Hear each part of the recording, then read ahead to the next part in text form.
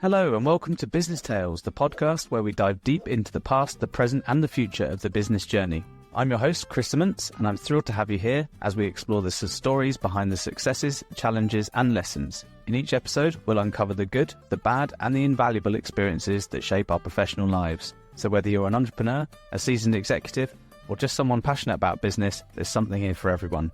Without any further ado, let's dive into the conversation. Hello everyone, meet Christine, a multi-award winning business mentor and winner of the Influential Businesswoman 2023. She's a serial entrepreneur with 30 years of building multi-million turnover businesses. She's guided owners from bankruptcy to 8-figure exits, which is pretty bloody good. I'm looking forward to hearing a bit about that. And penned some four best-selling books. Wow. Okay. You're a sought-after keynote speaker on succession and exit planning. And did I mention you accidentally ran a zoo? I haven't mentioned that bit yet. We'll talk about that one. There's a movie about that. Maybe you're the muse for that movie. And you've got a new book out as well, which is called Sell It. It's the ultimate guide to preparing for the toughest step in any entrepreneur's journey, which is actually letting go. Hello, Christine, and welcome to the podcast. Hi, and thanks for having me, Chris. It's, you might be able to tell I wrote that introduction based on all of the bits that I've got from LinkedIn and got from you and things like that. But as I was writing it, I was like, a zoo? Can we start with the zoo? just to get my curiosity out of the way. Well, it was one of those accidental things. I had sold my previous business, moved to the Middle East with the plans of having a bit of time off because my husband got a job out there. And I was going to take a bit of a back seat. I discovered within 15 minutes that I'm not very good at taking a back seat. And I was actually in a swimming pool in one of these Middle Eastern hotels, which is the most bizarre thing because the terrace restaurants that they have, so the outside area of the restaurant is where people can smoke. But they're looking over a swimming pool that's full of women with no clothes on. So and yet every other place you have to be fully covered. Yeah. And so I was swimming in this swimming pool, rehearsing the conversation that I was going to have with my husband about not working is not an option. And I need to go and do something meaningful.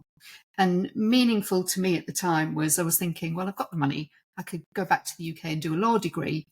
Because it was something, it was an itch, another conversation for another time, but it was an itch I needed to scratch. But as I'm practicing this conversation in my head, these key words came out of the ether as two guys were talking at one of the restaurant tables. And I heard the word accountant, and I also heard the word commercial, and I heard the word strategic, and some general buzz around their conversation. So I got out of the pool. I wrapped myself in a towel for decency and I walked over to the table and I said, I think I'm what you're looking for. If this is a job, I'm your girl. Oh, wow. And so we sat down for about 25 minutes and had a chat about it. And I have to say, at no point during that conversation was the word zoo mentioned. It was just a commercial development project in the billions. So it was a sizable project. Yeah. And they needed someone to go in and run it. So they said, there's no concept of an address in areas of the Middle East. So they drew a map from the hotel to where I needed to be. So this was Thursday afternoon. Oh so gosh. Sunday morning, I used the map and I turn up at the back door of the zoo. And I said to the security guy, I said, I think I'm a bit lost. I think I might have got the map upside down, but if this is the hotel, can you tell? Oh no, he said, you're in the right place. He said, I've got your name on the list. He said, just drive through, you'll find your parking space. And I did. There was parking space with my name on it. Wow. Lady comes out of the building. She's my new PA. And I have an office that just happens to be in the zoo administration complex. A couple of weeks later, the zoo director, whose office is right next door to me, well, he gets fired. And I mean, he gets fired and he's on a plane out of there like within 3 hours. Like Oh wow. it Okay. really does happen that quick. When you're in, you're in. When you're out, you You're are out. out. Wow. And so the queue that used to be outside his office when I ever turned up to work, all of a sudden, it's outside my office. And the first meeting was about buying 6 tons of alfalfa to feed the ungulates. So ungulates are anything with a hoof. In a zoo context, it would have been the gazelles. It's Look at like you we need to using the buy. terminology. Yeah, so I'm like, what the hell's an ungulate? And what the hell's alfalfa? But there was a big clue because there was a truck outside that was literally full of the And it stuff. said alfalfa on it, yeah, with a picture of a horse. And it's so I'm now it. Yeah. Basically it was. It's like tag, you're it. Wow. And that went on for over a year. So So yeah, it was interesting. I learned a lot. the burning question I've got for you is, how did the conversation with your husband go from I can't not work to I can't not work and I've got a job? We're divorced. Okay. Okay, moving That's on. how that Moving on. conversation went. So I don't know a huge amount about you, Christine. We're both freemen in the company of entrepreneurs, but I haven't had a huge amount of opportunity to learn too much so far. So this is a great opportunity for me, but also anyone listening. You've won awards, you've written books, you've run a zoo, you do an awful lot around succession planning and exit, but there had to have been a start there. Where did all of this start? Because you mentioned having an itch to scratch. Being an entrepreneur is almost like trying to work out what that itch actually is most of the time. So where did you start? How did everything kick off? So when I was very small, I had a favourite uncle who broke the family mold of going out and starting a business. And and I remember there was lots of wringing of hands at the time, going, "Oh, we'll fail," and what does he think he's doing? And does he think he's better than us? And he was great as a technician, but sadly not so good at running a business. And I think it went for a few years, and then it unfortunately had to put it into liquidation. And I saw it crush him. But I saw the joy that it brought, because he was in charge of his own destiny. Yeah. And I remember the disconnect between those two emotions.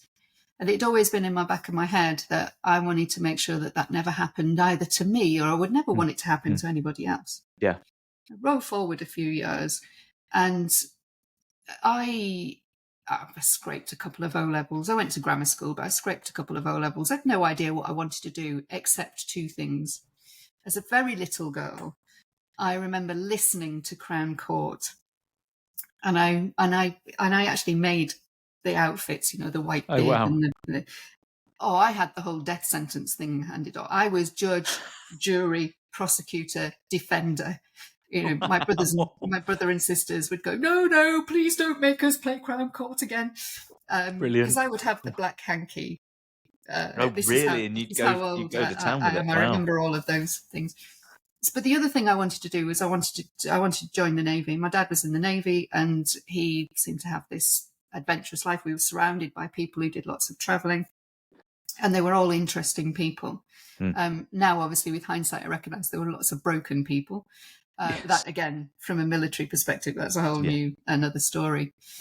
So when I left school, I went and worked in NatWest Bank for 3 soul-sucking years. I definitely knew that's what I didn't want to do. And all I was doing was sitting in a waiting room, waiting to join the Navy. And when I did, oh my goodness, nice way of looking at it, though. Oh, the joining the Navy was like, I used to leap out of bed every day. I love the Navy and the Navy loves me. I was a lifer. And then they decided to send women to sea. And I have suffered from chronic seasickness my entire life. Like, I could barely get in a car and not be sick by the time we got out the driveway. Oh, wow. So we were given the choice. You can stay in the Navy and not go to sea, because women didn't used to. But this is where your career is stuck. Yeah. Or you can volunteer to go to sea. And for me, that would have been a lifetime of being addicted to seasickness pills. Yes. Or you can go and find Plan B. And I had no idea what Plan B was. But during my time in the Navy, I was always shown that I could do anything I turned my mind to. If you can think it and you want to, all you have to do is get off your backside and do it. Mm. So when I went in, I didn't know what I was capable of. And when I came out, I decided that I would find out what I was capable of. And I knew I needed a professional qualification. So given that I started off with the Crown Court thing, you'd think I would go and do a law degree. I mean, But your brothers and sisters were probably hoping that wasn't what you were going to do anyway. yeah, I'm pretty sure. Yeah, pretty sure. So although they were all on their own journeys, I mean, we had no expectation from an education point when we were kids. It was just, my mum was kind of, all you can expect for your kids is to be happy. Ironically, we've all gone on to do postgraduate qualifications, none of which we did through the normal route. So, but actually I chose accountancy because it was something I could do while I was working and getting experience. So I combined getting the commercial experience, none of which I got while I was working in banking, by the way. And so to take up the gap between what I learned in the military and add the commercial experience to it, qualifying as an accountant it was a war of attrition. The exams were awful. I enjoyed studying. I did not enjoy exams. And I also moved around a fair bit, so I got the experience. And then my first qualified job was working for a family business that had grown organically through acquisition. Every time they hit a problem, they literally bought their way out of it. They literally went, oh, got a problem. Oh, if we buy that, that'll fill the problem. Oh, so literally buying other businesses to fix facets of theirs, or to add to it, or was it to add additional services and products, or was it to literally, we've got a terrible finance department, this business has got a really good finance department, let's buy their whole business? Mostly it was to add services. So it was literally, right, we're pushing against a poor supplier here. So actually, why don't we just not only get another supplier, but we'll go and buy them. So we'll just go and buy a better solution. That's and awesome. Or even buy the bad solution and make it good. Yeah. And over a period of 60 or 70 years, they had accrued over 40 businesses. And it was bizarre. I mean, they'd started in construction and they owned part of a very high spec engineering company that built fast ferries, for example. But and it wasn't something that, if you planned it is not a logical route. So of course, when they came to retire, next generation didn't want to come into the business. Selling these businesses in bundles seemed like the most logical solution. Yeah. And my job was to find ways of adding value to these bundles and then exiting. So it was the most amazing commercial apprenticeship in selling a business, including you literally didn't have to do it just once, you did it multiple times. And it was the job, which is pretty cool. To the 10,000 hours kind of model. You definitely put your time in. We definitely did the 10,000 hours, and it was very concentrated.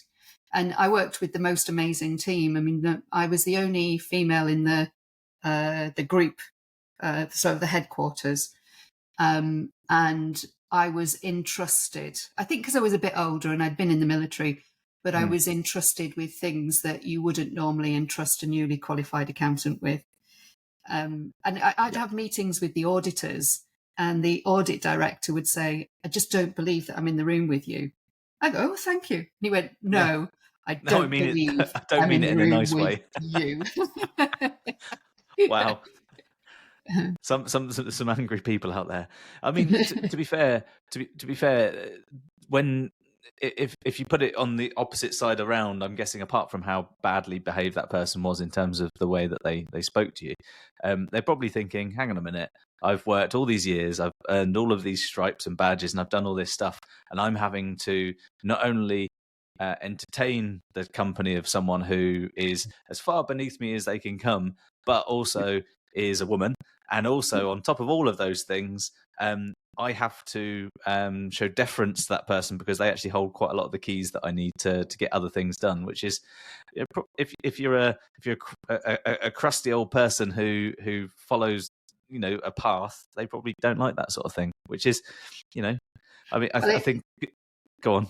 it's evident in, and look, I'm not a raging feminist, and I'm not going to rant about equality, but that behaviour is evident in how difficult it is for women to start a business, sustain a business, get funding for ideas, Yeah.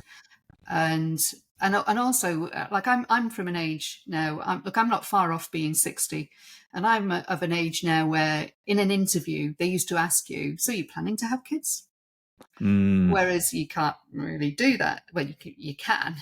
You won't get away with it. But actually having children isn't necessarily an impediment to doing it.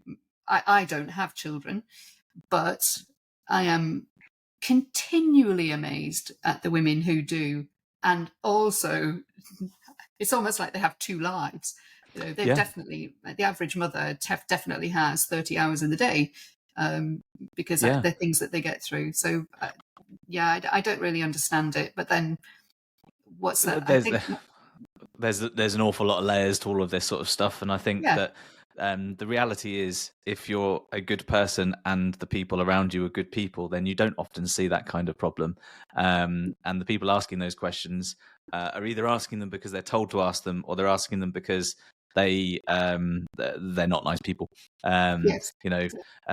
There's some businesses that you just don't even get the opportunity to be nasty and ask that kind of question because there's not a huge amount of ladies queuing up to become mechanics. Like in one of my garages, that we've never interviewed a lady. The job's open, but we just haven't. Yeah. We wouldn't ever have asked that question. However, when I was running digital agencies, it was a almost 50-50 split the whole time, and it never even dawned on me that it was even a question to ask because you want someone who can do the job, and you work remotely. It's nice to, if you've got a kid and you want to take it to nursery and you want to do this, fill the day up with the job you got to do a good job, and that's fine. If you're pregnant, great, that's brilliant. There's more people in the world to have to make it better.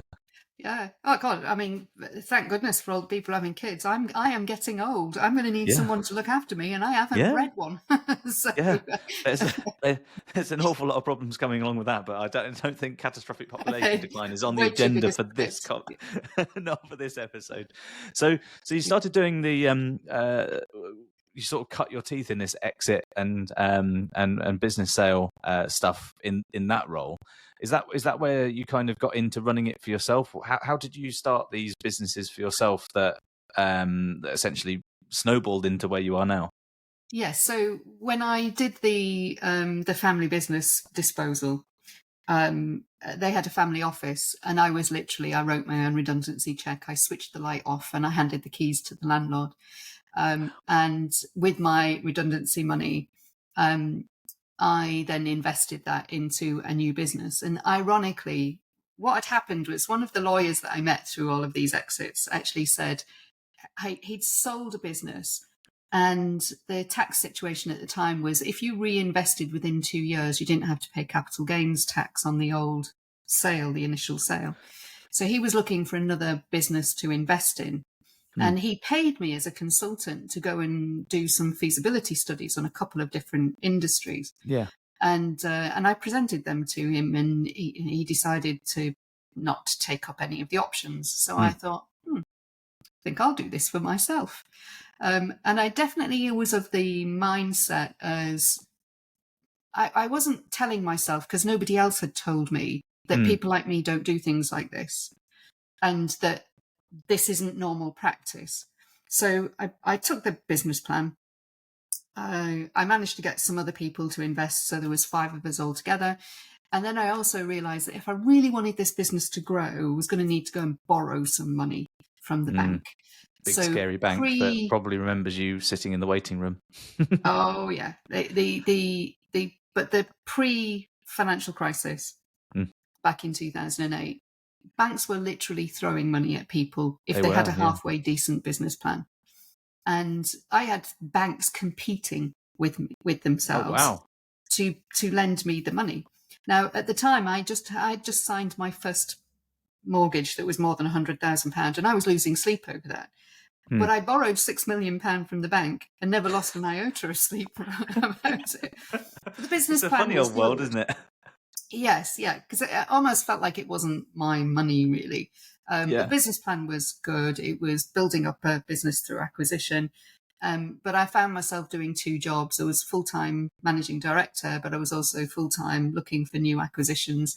And within 3 years, oh my goodness me, was I so burnt out. I did the typical business owner thing, the thing that I had learned not to do from my apprenticeship, which is make the business as reliant on you as possible.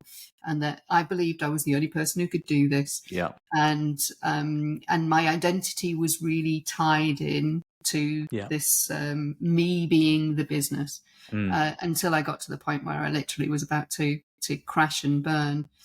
And so actually through that, I managed to get a new MD. She's still there. She's brilliant, so much better than me.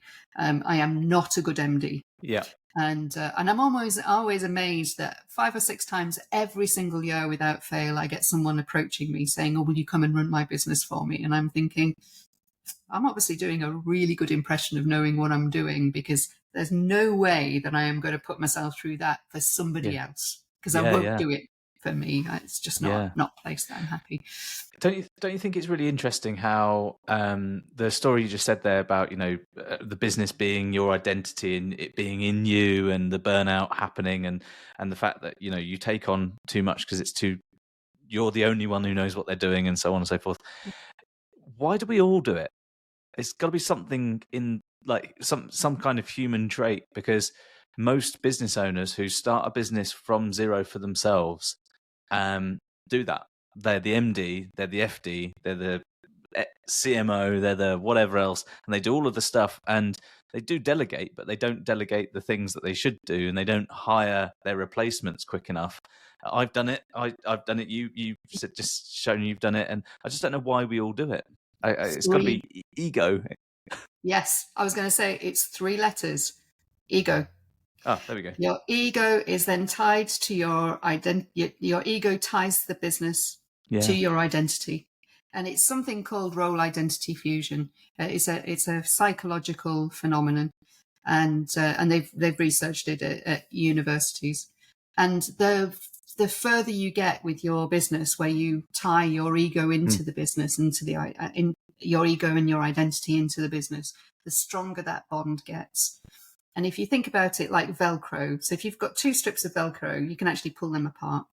But if you get 2 strips of Velcro that are quite long, and then you don't stick them together and wind them up, but just wind them up and then crunch them together, actually stripping them apart then becomes really difficult. And that's the situation that most business owners have to go through. Instead of separating themselves from the business right at the very beginning, this is a business relationship between me as an individual and this legal entity. And I am performing right at the very beginning, I'm performing 3 roles. I own this entity. I'm a legal director, so I have legal responsibilities to this entity, and I have a job in this entity. Yeah. And if they could start with that, it's a bit like a 3-legged stool, because the only way that you can actually walk away from the stool is, the first thing is you've got to get a 4th leg. Yeah. So now you've got to get someone who can actually run the business so that you don't have a job. And then you've got to hand over the control, which is the director relationship, so that you've always either got, if you're removing yourself, you've got the 3 legs that you start off with, you add a 4th leg so that you can take yourself out of it. Then you have to have another leg so that you can take that out of it. And then you're left with your ownership in the business. And selling a business, because 100% of business owners leave their business. But selling a business is actually a full-time job. And if you've already got a full-time job in the business, then the sale of that business is going to fail on multiple levels. So you've got your tied up ball of Velcro, you've done it all by yourself, you've got to that point, but you realise that you need to unpick that. What are the typical first steps that you tend to see? How do people kind of approach it at first? Do they just try and pull it apart and make a mess, or? Yeah, most of them recognize that they have to get themselves out of it, but they don't know how. So they try and pull out of it. So typically what I'll see is someone recognizing that actually they need to replace themselves. Mentally in their head, they go, I know it's going to take 4 people to replace me. But it's only going to take 4 people to replace you behaving the way that you are now. So there has to be not only a change of mindset, but also a change of behavior. And I remember a very wise person saying to me a long time ago, an inch is a cinch, a mile is a trial.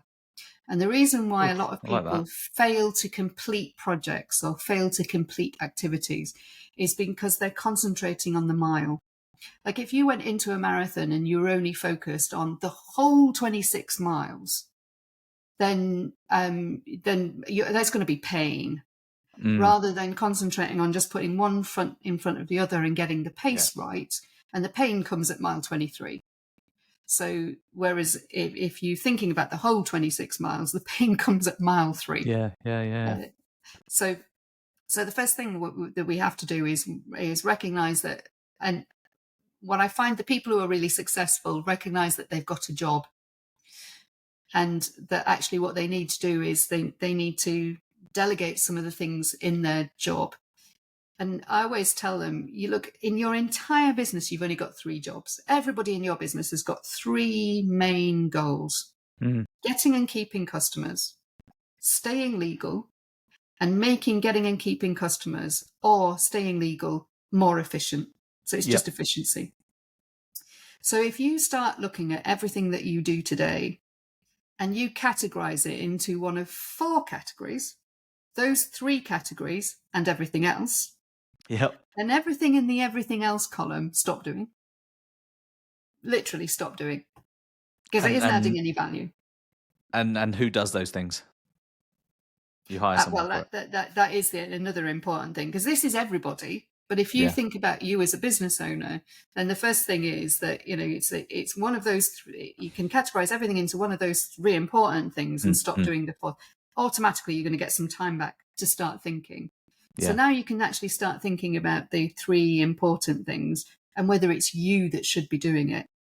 Because that's where you identify the gaps. Most business owners try and replace themselves with either somebody who's done a similar title, and then they just go, get started.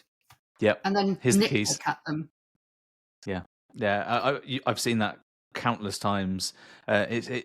The problem is that there's a lot of assumptions that are made when you're doing these kinds of things. If you're hiring a manager to take place of you as a manager going up into a senior management role or whatever, you'll assume that person can do your job because they've been hired for that job. But you'll also, there's in quite a lot of businesses, people don't necessarily want that person to be more successful than you, and because otherwise it makes you look bad. If they come in and change everything, which often happens at sort of mid-level management level, they come in, they go, "Oh, we're going to change this and this."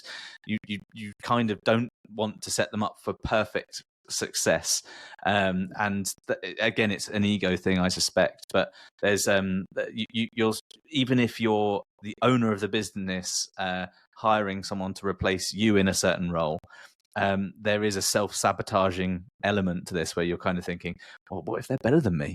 What if they're better than me? They should be. Let them be. Let them be better than you. And the sadly, one of the many things that I see is that we recruit for a job title, but particularly within owner-managed businesses, like I don't know many owner-managed businesses where the business owner, he might have a job title. There's no job description. I'm pretty sure there's probably no employment contract. There's no KPIs. He's got the KPI, and I use he, but she could easily be replaced here. But he could be making those up. In fact, generally they do. They make them up every Usually month. Yep. So, and that whole success failure thing, I had a conversation once with somebody out of the blue. They'd found me, not sure how, and they phoned, and I said, "How can I help you?" And he said, "You got to get me out of here." He said, "I'm becoming the biggest." I'm becoming the biggest problem in my business. And they said, It's a how nice are way you of putting it, becoming? though. Yeah. No, honestly, it was the honesty that I very rarely see. And I said, well, what are you really worried about? And he said, well, I've got great people. He said, but if I leave them to get on with it, what if they succeed? I said, what do you mean? And he said, well, it's taken me 20 years to get from there to here. He said, and if they're, what they're telling me is that they are capable in the next 3 years of doubling everything it's taken me 20 years to do. Yeah, And I said, because what's the there's problem multiple with, people. yeah, It's a good thing. what's the problem with that? And I said, well, if they succeed, what does that say about me? And I'm like, well, what it says is that you've chosen really good people that know how to take something not from a standing start. Yeah, and also shows that you're a really good leader. Yeah, yeah. You've pointed the right direction. You've shown them what good looks like, and they know how to continue what good looks like in a way where there's multiple people putting into the efforts. Wow. I Yeah. mean, it's fair. It's a reasonable thing, because I suspect we've all had that kind of feeling at some point or another. So it's just you've done you've done quite a lot with other people's businesses as your own entity as well, and you've written a good few books. Let's just talk about the new book a little bit, if we can. How long is it going to take me to read it? I've got really bad ability to read something for a very long time. So go on. How long is it going to take me? All my books take between 90 minutes and 2.5 hours. Oh, well, then I'll get it today. So if you wanted to sit down and read it, it's one of those, I always think with a business book, like 80% of all business books are never even opened. And then of the ones that are, I think it's less than 1% are actually completed to the end. Yeah. So what I do is that my I've got books a are box actually, full of them. yeah. So what I always say is don't waste your money on my book unless you're going to read it, but I'm going to make it really easy because it's got no fancy language in it. It does use translation, i.e. it says you might hear this word and this is what it actually means. Yeah. So this will cut down the amount of fees that you're paying to fancy advisors because you'll actually know what they're talking about rather than asking them to explain it to you, for which every 6 minutes of that explanation, they're going, ching, more fees, ching, more fees. So my first book was actually called 5 Minute Finance. And guess what? Each section takes 5 minutes to read. Brilliant. The whole thing Love can it. be read in 90 minutes. And there's also sections in there where you can actually implement your numbers so that it's not just theory. It's like, okay, this is where you get your numbers from, and then this is how you read them. And so that's what that's what real owner founder business owners need. They don't need huge books and things like that. And the fact that it's to the point without any fluff is vastly more valuable.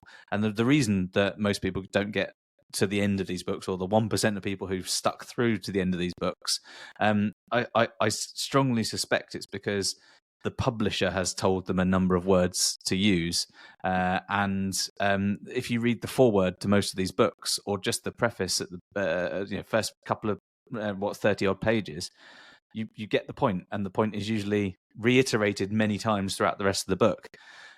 So if you can get that done as the entire book, that's great. Yeah.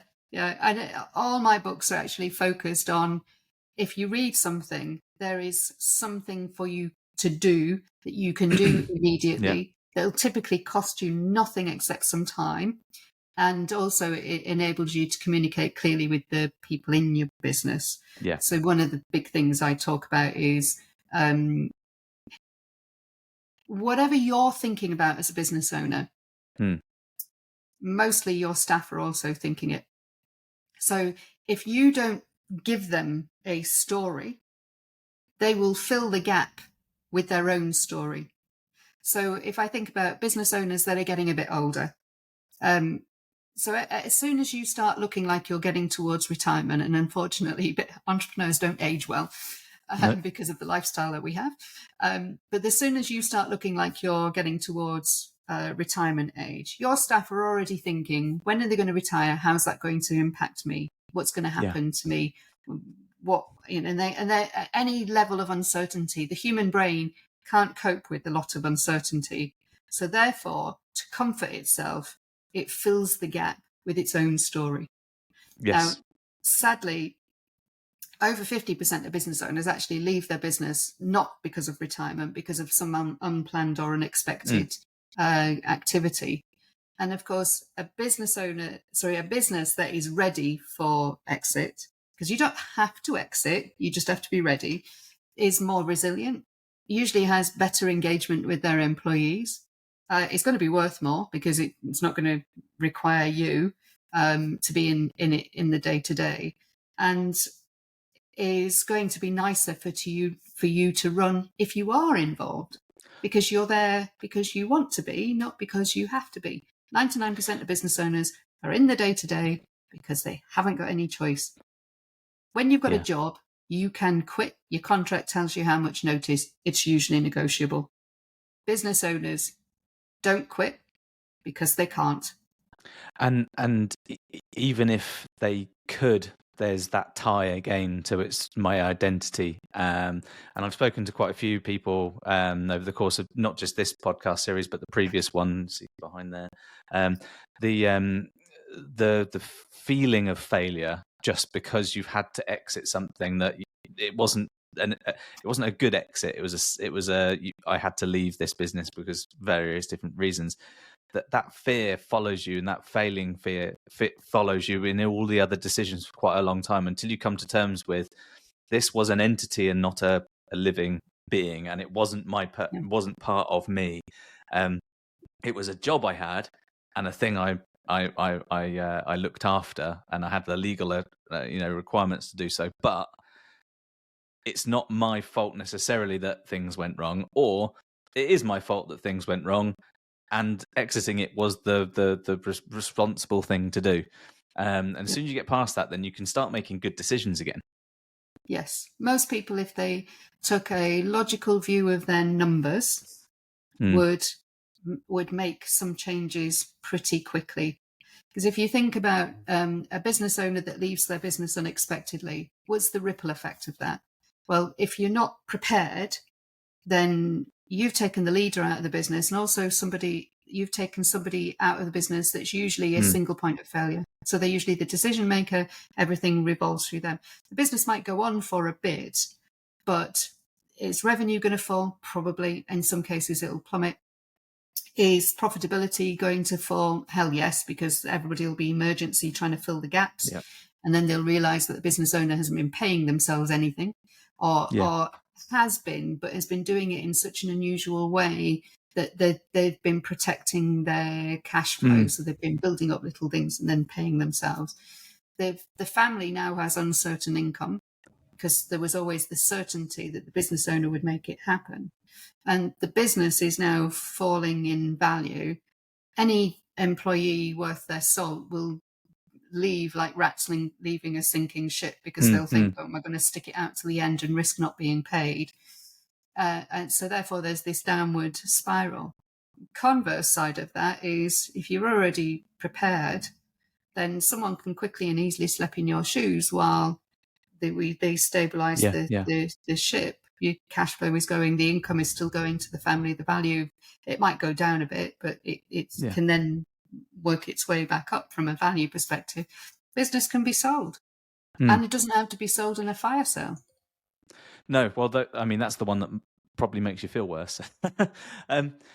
Christine, just to wrap things up a little bit, if someone's listening to this right now and they're in that position where they're kind of thinking, hang on a minute, I am doing all of this and I shouldn't be doing all of this, but I don't know where to start. Where should they start? What's the first thing that tiny domino that knocks over all of the rest? What's that look like?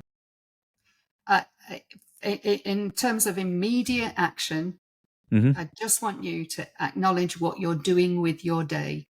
And I don't mean like a secret eater thing where they keep a food diary, but they miss the things out that they're ashamed of. I mean, literally, genuinely make a note of what you are actually doing today. And then think about all of those activities. Do they fit into one of the 3 essential work groups? Yeah. And what's in the 4th one? Things that I can't identify as being of adding value to the business.